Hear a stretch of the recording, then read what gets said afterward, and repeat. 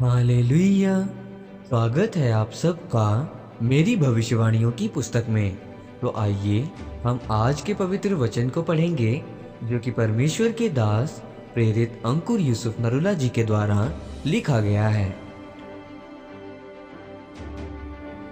मैं आपको खुले तौर पर इनाम दूंगा, जैसा कि मत्ती की पुस्तक अध्याय 6 उसकी 5 आयत में लिखा है। जब तू प्रार्थना करे तो कपटियों के समान ना हो, क्योंकि लोगों को दिखाने के लिए आराधनालयों में और सड़कों के मोड़ों पर खड़े होकर प्रार्थना करना उनको अच्छा लगता है। मैं तुमसे सच कहता हूँ कि वो अपना प्रतिफल पा चुके। मेरे प्रियो, बाइबल बताती है कि जो बंद कोठरी में प्रार्थना करता है वो अपना प्रतिफल पाता है। वचन में लिखा है कि जब तू प्रार्थना करे और पाखंडियों की तरह बक बक मत कर, क्योंकि उनको लगता है कि शायद उनके ज्यादा बोलने से परमेश्वर उनकी प्रार्थना को सुनता है। आपकी प्रार्थना तब तक काम नहीं करती जब तक परमेश्वर का वचन उसमें ना मिला हो।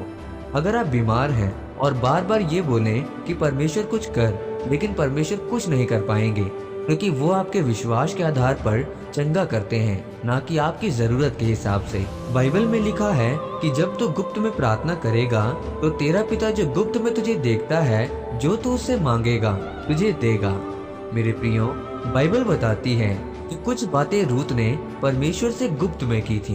उसके सास ससुर यहूदा से आए थे। यहूदा का मतलब प्रशंसा। वे प्रशंसा में थे और जब अकाल पड़ा तो उनका ध्यान मोआब देश में चला गया, क्योंकि वहाँ अन्न था। मोआब उन लोगों का देश था जहाँ उन लोगों का वंश था जो एक पिता और उसके बेटियों के संबंध से पैदा हुआ था, जिसके कारण परमेश्वर मोआबियों से नफरत करते थे। यहूदा का मतलब प्रशंसा, यानी रूत की शादी होने से पहले रूत के सास ससुर प्रशंसा में थे। लेकिन जब शैतान ने अटैक किया, अब सब खत्म हो चुका था। नाओमी और उसके पति ने, दोनों बच्चों ने ये फैसला किया कि हम जहाँ अन्न मिलता है वहाँ जाएंगे। लेकिन मोआब देश में नाओमी का पति मर गया। उसके बेटों ने भी वहाँ की लड़कियों के साथ शादी कर ली थी, जिसके कारण उसके पति और दोनों बेटों की मृत्यु हो गई। जब नाओमी बैतलहम को वापस गई तो लोगों ने उससे पूछा कि नाओमी वापस आ गई है।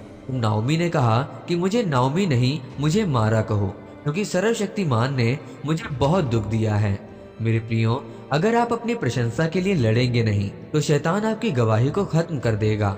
जब परमेश्वर आपको चुनता है तो वो आपको फल लेकर आने के लिए चुनता है। ये नहीं कि जब मुसीबत आई अब भाग गए।